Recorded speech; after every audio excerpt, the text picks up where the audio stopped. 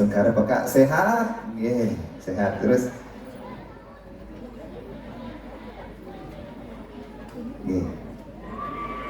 Boleh di sebelahnya Bapak asisten di sana di ujung, boleh saya antar, boleh ya. Baik, sebelahnya Pak Kadek Wahyudita yang akan mendampingi. Iya. Sesaat lagi kita akan hitung mundur ya, dan bersama-sama akan membunyikan Kanari Bambu. Ini atas asung Kertawana Nugraha Ida Sang Yang Widiwasa pada hari ini Selasa 23 Juli 2024. Dan mari kita membuka Rare Bali Festival 2024.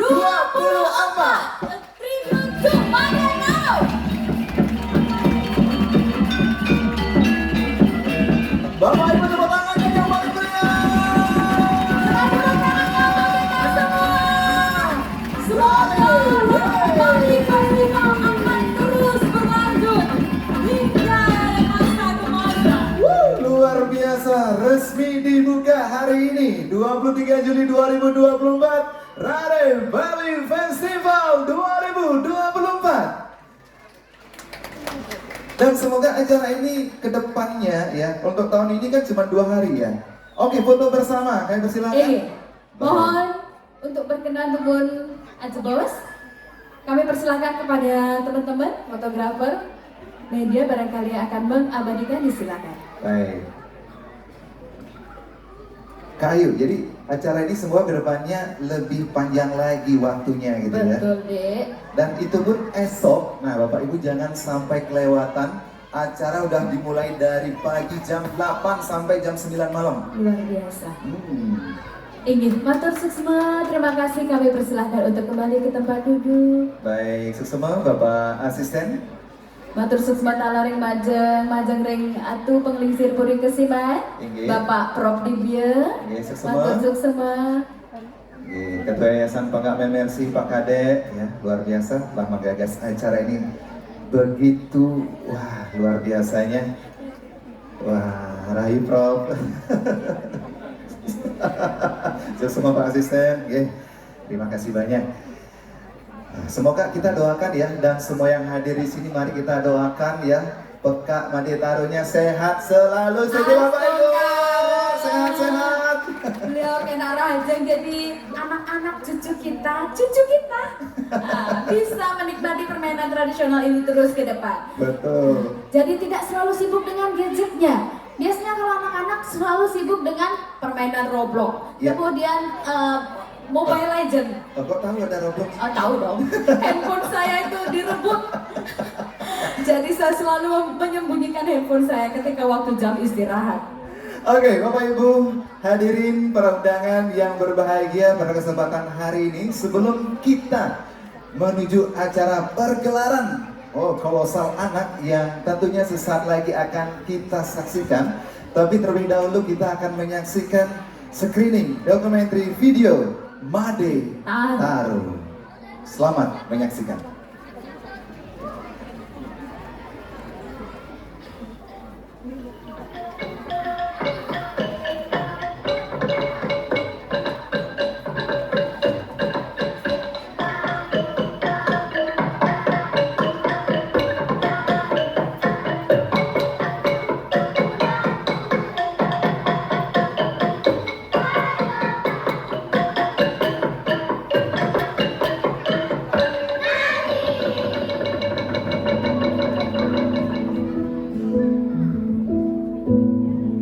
Keceriaan permainan tradisional, dendam lugas dari gending rare yang syarat makna, hingga pesan moral dari sebuah dongeng sebelum tidur, mulai ditinggalkan. Saya melihat ada 3 hal yang lekat dengan anak-anak ini. Misalkan saja gending rare, mendongeng, maupun bermain permainan tradisional. Sekarang di masyarakat terjadi bahwa bermain dan belajar itu menjadi satu kontroversi, di mana bermain itu bertentangan dengan kata belajar. Padahal di dalam ketradisian kita itu bermain dan belajar ini menjadi satu kesatuan yang dapat diselaraskan.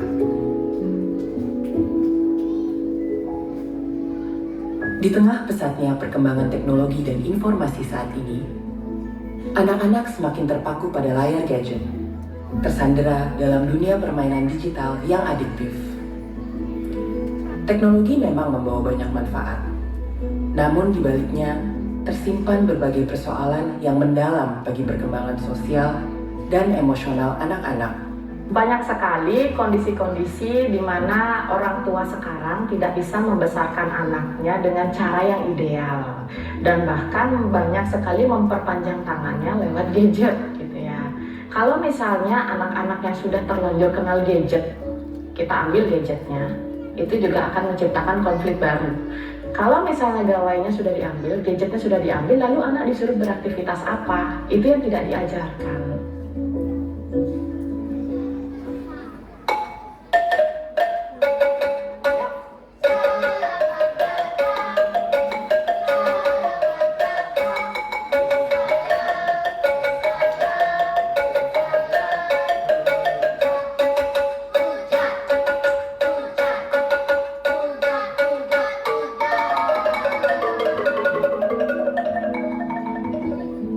Namun, harapan belum sepenuhnya pudar. Berkat dedikasi seorang Made Taro, sebuah nama yang tak bisa dipisahkan dari dunia anak-anak di Bali.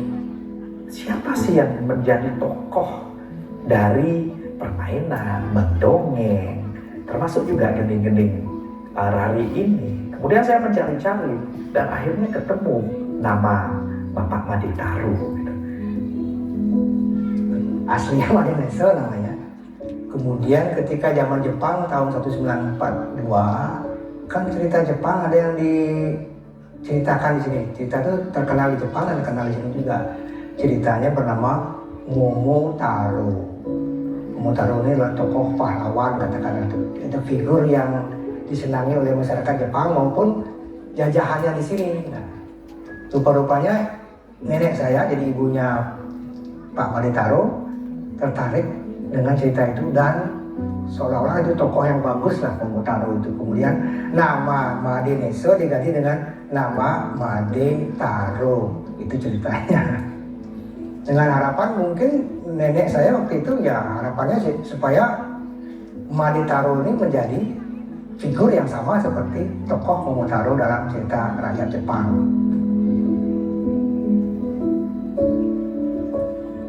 Selama lebih dari 50 tahun, Made Taro telah mencurahkan seluruh daya dan upayanya untuk menghidupkan kembali seni tradisi lisan yang nyaris mati. Baginya, warisan budaya ini adalah sebuah jembatan yang menghubungkan masa lalu dan masa depan. Media yang sangat efektif untuk menanamkan nilai-nilai tradisi pada anak sejak dini. Membentuk karakter mereka menjadi pribadi yang tangguh dan siap menyongsong masa depan dengan penuh percaya diri dan bijaksana. I found out about Made Taro and was intrigued from the start and how not to love what he does, because for me, anybody who dedicates their whole life to storytelling and children's education and children's well-being is a hero.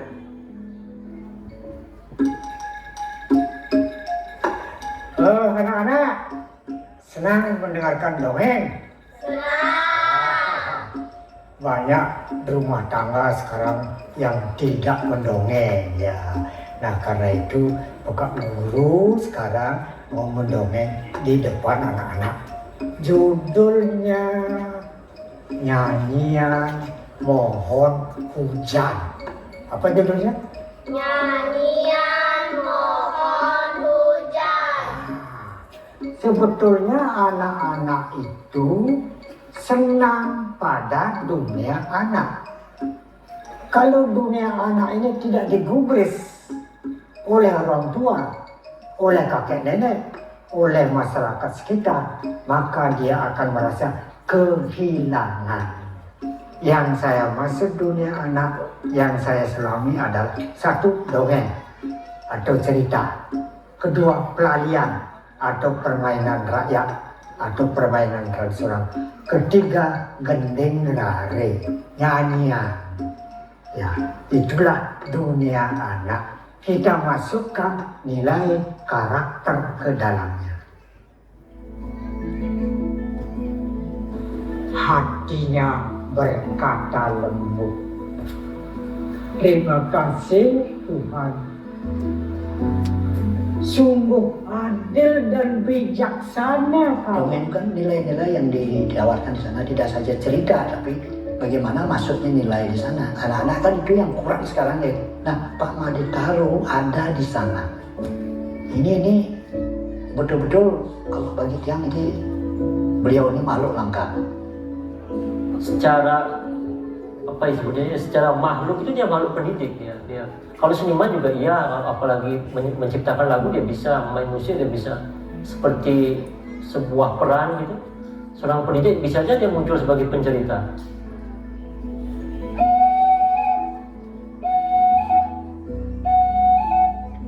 Hai kodok, hai jangkrik, hai manusia, kamu hanya meminta. Kamu yang menebang kayu di hutan, kayu itu menyimpan air. Gara-gara kamu hutan gundul. Setelah ditebang, lalu sisa pohon itu dibuang ke sungai. Jalan air tersumbat. Terjadilah banjir. Saya melihat di media massa, di televisi, banyak sekali penyimpangan-penyimpangan, anomali-anomali yang menyimpang dari pendidikan. Antara lain, mengapa kok banyak koruptor di Indonesia? Anehnya lagi, koruptor itu pun seolah bangga. Kalau digiring masuk lapas, dia tersenyum. Sudah itu banyak saya lihat anak membunuh orang tuanya atau orang tua membuang bayinya atau membunuh anak. Itu beberapa contoh, masih banyak contoh lain.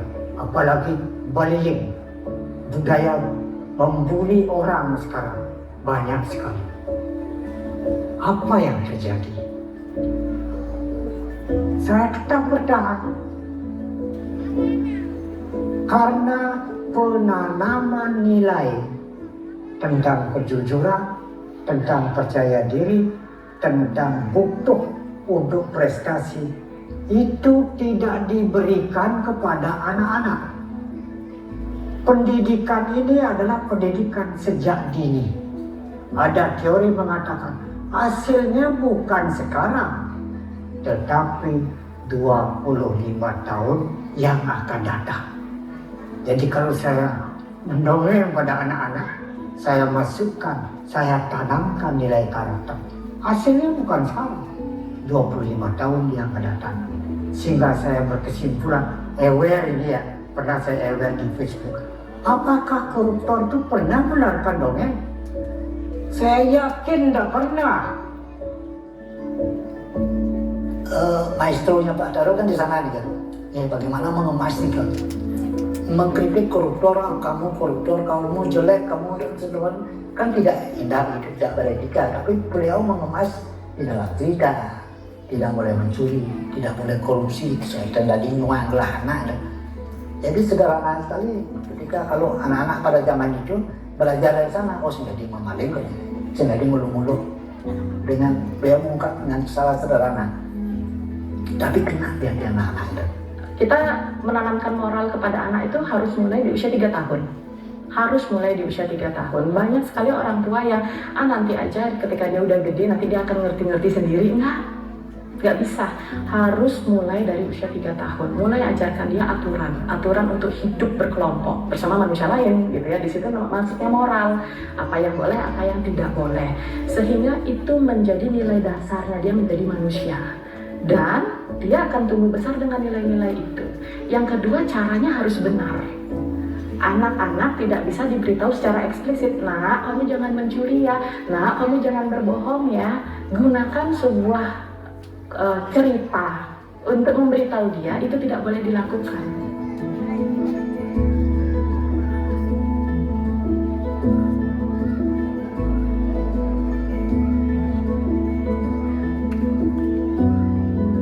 Di usianya yang kini menginjak 85 tahun, semangat Madetaro tak jua padam.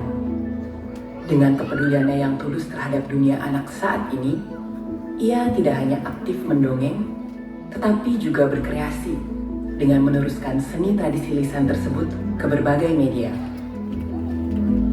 Madetaro bahkan menerbitkan secara mandiri berbagai buku cerita anak yang telah ditulisnya, dengan harapan pesan moral dan nilai-nilai luhur dapat diserap oleh generasi berikutnya.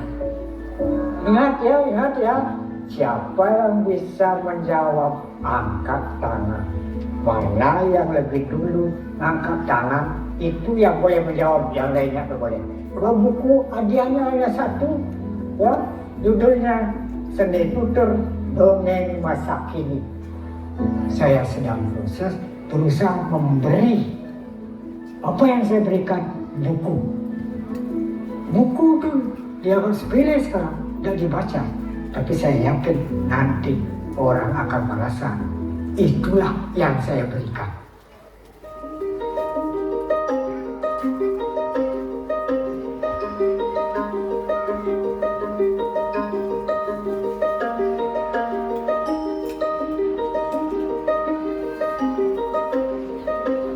Kita bersyukur punya dia yang mendokumentasikan semua ini, dan caranya unik dan menarik. Bayangkan Anda buku bisa Anda pentaskan, buku bisa Anda buat lagu gitu. Itu ratusan, tidak cuma satu. Jadi kayak saling silang gitu. Misalnya dari lagu dia bisa buat cerita. Itu bukan hal yang mudah. Dari cerita bisa dibuatin lagu. Kemudian di mix jadi permainan itu bagi saya, wow, orang ini kapan lagi bisa ketemu orang seperti ini gitu ya. Walaupun kita belajar banyak pun talenta itu nggak bisa kita copy begitu saja dari seseorang gitu. Hak untuk mendapatkan atau hidup yang bahagia, yang gembira, untuk bermain, itu adalah hak semua anak-anak, termasuk anak-anak kami yang penyandang disabilitas. Nah, di sini kita melihat dalam permainan pongpongan ini, bagaimana anak-anak itu walaupun dengan keterbatasan fisik mereka masih mampu melakukannya dengan sangat baik. Mereka masih mempergunakan tangannya. Jadi kita bisa melihat di sini bahwa sisi permainan ini bukan hanya sekedar main semata. Bagaimana mereka menghargai diri sendiri untuk bahagia. Bagaimana mereka memanfaatkan keterbatasannya itu untuk melakukan hal-hal yang lebih lagi. Itu yang saya lihat dari apa yang sudah diciptakan Pak Madetaro ini untuk anak-anak. Anak-anak, selamat sore. Ya, anak-anak tahu lagu Gua Maling? Tahu. Bisa menyanyikan? Gembira, ya. Walaupun gua itu menakutkan, tapi kita nyanyikan dengan menggembirakan. Ya, siap?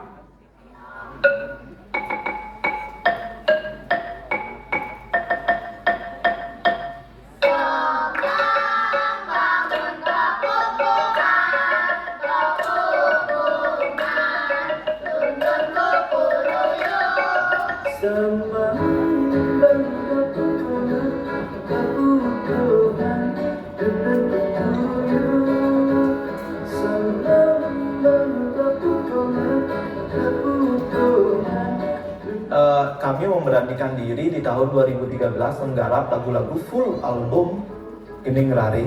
Salah satu lagu yang menurut saya luar biasa itu adalah Gua Maling, yang awalnya saya kira itu lagu nonim juga, tidak tahu penciptanya siapa. Tapi ternyata setelah saya tahu ternyata Gua Maling itu ada penciptanya, dan beliau bernama Pak Madetaro.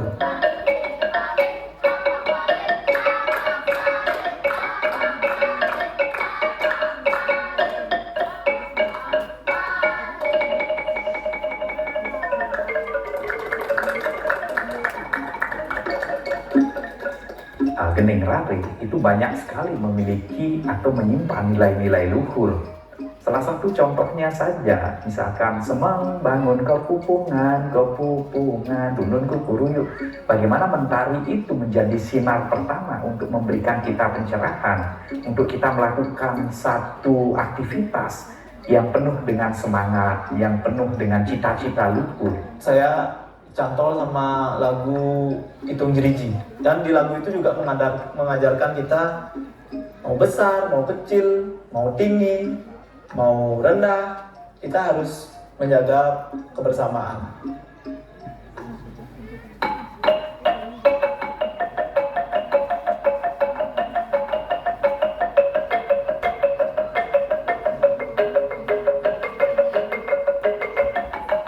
Cungklik itu mengapa saya identikan dengan Pak Taro, karena paling dekat ya dengan cungklik. Alat apapun yang dia coba gitu, dia nggak bisa lepas dari cungklik. Awalnya dia bilang notasinya sederhana, dia modif sedemikian rupa sehingga mudah dibawa dan mudah dimainkan, dan mengcover lagu-lagu beliau, itu yang paling penting. Jadi bisa mengiringi lagu-lagu beliau. Awan sudah beranak. Nah, ketika saya mendongeng, ya, iseng-iseng saya memukul cungklik, dinamakan cungklik, buatan kakak saya. Saya bawa ke Denpasar, saya pukul. Nah, tahu-tahu muncul ide bagaimana kalau cungklik ini diterapkan di sanggan kukuruyuk. Ya, mula-mula saya menciptakan cungklik 4 nada.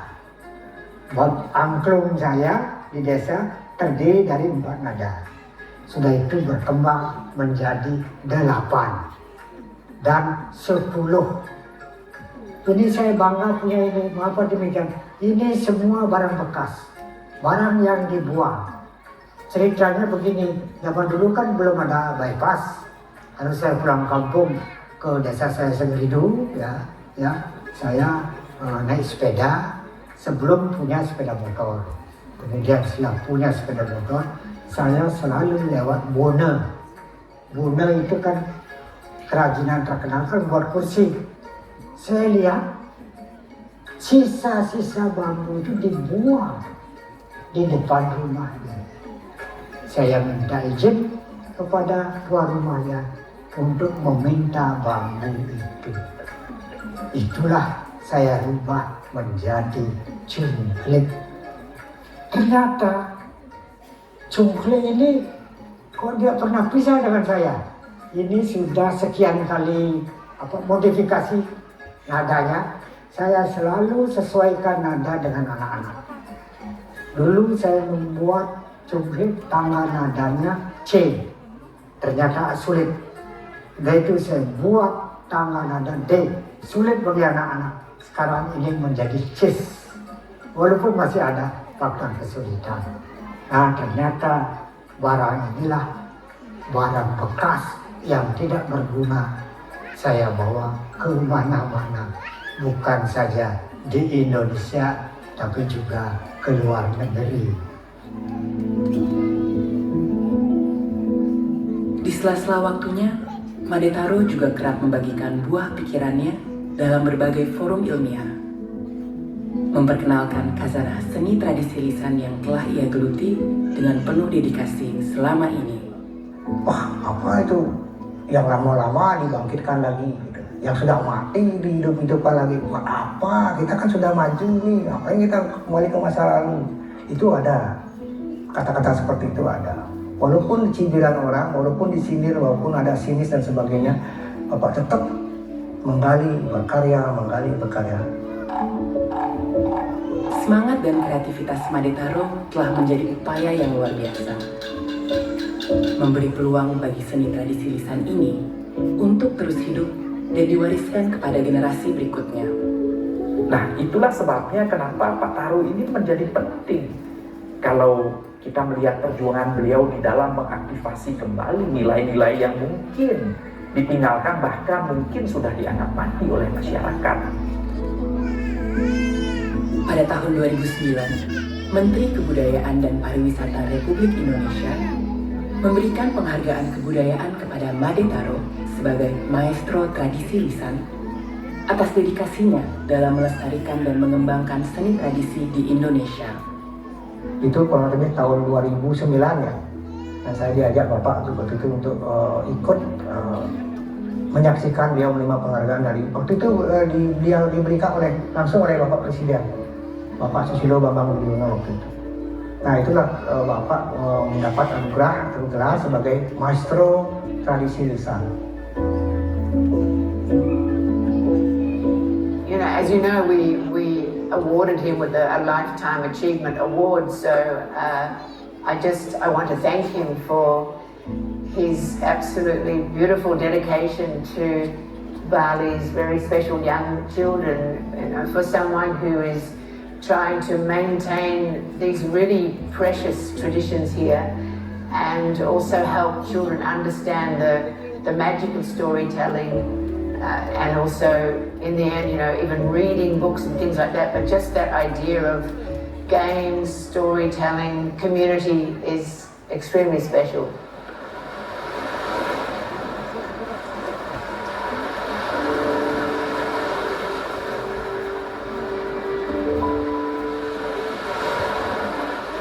Kalau kamu meninggal, bukan membawa apa yang kamu raih, tetapi apa yang kamu berikan.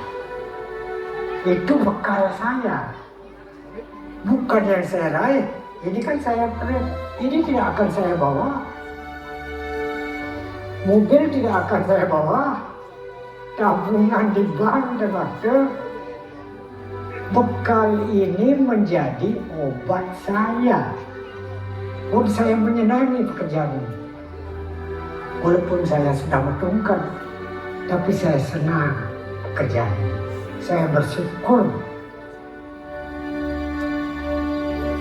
Semoga dedikasi dan cinta budaya yang terpancar dari semangat Made Taro menjadi sumber inspirasi bagi kita semua untuk bersatu dalam menjaga dan melestarikan warisan budaya yang berharga ini. Karena di dalamnya terkandung nilai-nilai yang mampu membentuk karakter anak-anak menjadi generasi yang lebih baik bagi kemajuan bangsa dan negara. Pak Made Taro itu buat kami semua tuh ceria. Pak Made Taro tuh buku-bukunya tuh isinya bagus-bagus dan seru. Pak Made Taro itu banyak menciptakan lagu lare. Kalau kamu suka lagu lare yang mana? Aku sukanya lagu Kuku. I mean, imagine him being your granddad, you know, imagine all the fun you would have, like there'd be games all the time and stories and everybody needs more Made Taros everywhere in the world, not just Bali, you know, Australia too, we need lots of them. Bagi saya dia adalah pembangkit dari tradisi zaman old untuk generasi zaman now. Pak Made Taro sampai detik ini kami adalah murid beliau. Bagi saya Pak Taro itu pendidik dengan keteguhan hati yang luar biasa. Beliau seorang maestro yang tidak tergantikan. Mungkin hanya sekali saja ada seorang Pak Made Taro, selain itu tidak, bagi dia nggak ada.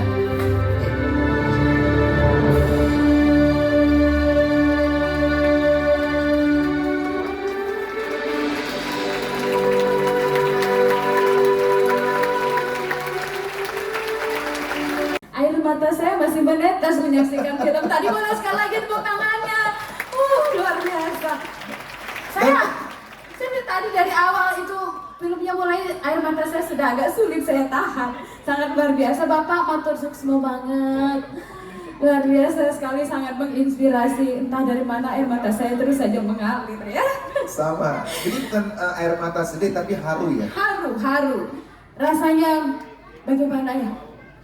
Ada di ruang antara zaman old dan zaman now, dan kita beruntung sekali berada di tengah-tengah. Kita lahir di zaman old, menikmati apa yang menjadi karya Pak Taro, dan kita menikmati juga kondisi zaman now. Semoga bisa terserap dengan baik untuk generasi zaman now ya, apa yang merupakan warisan zaman old.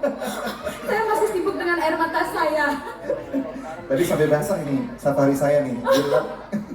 Luar biasa juga tim tim yang sudah meng-create acara Rare Bali Festival dan a tribute to Made Taro sangat luar biasa. Boleh tepuk tangan sekali lagi buat kita semua. Wah, tadi banyak yang mengatakan, waduh, makhluk langka ya. Betul. Tidak tergantikan. Betul. Hanya ada satu. Mungkin kedepannya nggak akan ada lagi seperti itu. Semoga akan diteruskan oleh generasi penerus yang terinspirasi dari kisahnya Pak Made Taro. Astungkara Swaha ya. Dewahyu tolong ciptakan ya bersama teman-teman tim semuanya. Ya, inilah tujuannya ada Rare Bali Festival ya. Tujuannya adalah untuk apa ya? Mendokumentasikan. Iya. Jadi karya-karya yang mempunyai nilai-nilai luhur ya. Luar biasa. Di antara adik-adik semua ada yang bisa Satwa Bali nggak? Ada nggak? Kalau dulu pernah diceritain Satwa Bali nggak sama bapak ibunya sebelum tidur? Nggak ada. Nggak ada. Ketahuan. Kami ketahuan. Kayu, coba dirubah pertanyaannya. Adik-adik, setiap hari siapa yang bermain gadget? Gitu, Pak. Saya mesti gitu. Jangan. Biarkan itu gadgetnya nanti aja. Kita bicara di sini tuh jangan gadget dulu. Kita berbicara kalau Mbak Saraswati bilang ada tuturan satu, jawabannya apa? Man. Kan gitu Bapak ya? Dia nggak gitu aja Pak Made Taro. Ada tuturan satu loh. Iluduk tekeni ke gua.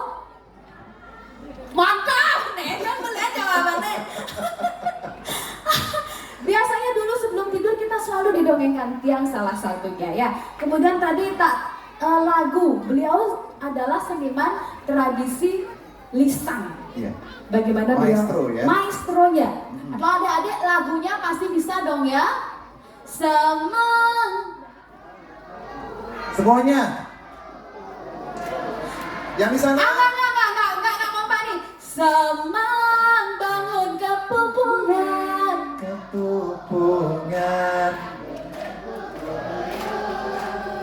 Surya desku. Yang keras. Bangun cening. Tong tong. Tong tong. Tong tong. Jungklang jungkling ya paling. Apang paling. Apang paling. Apang paling. Apang paling. Yang lucemik lagu ini pun ada kan, tidak menyangka masih bisa saya nyanyikan setelah hampir saya berusia 45 tahun. Luar biasa. Oke dek,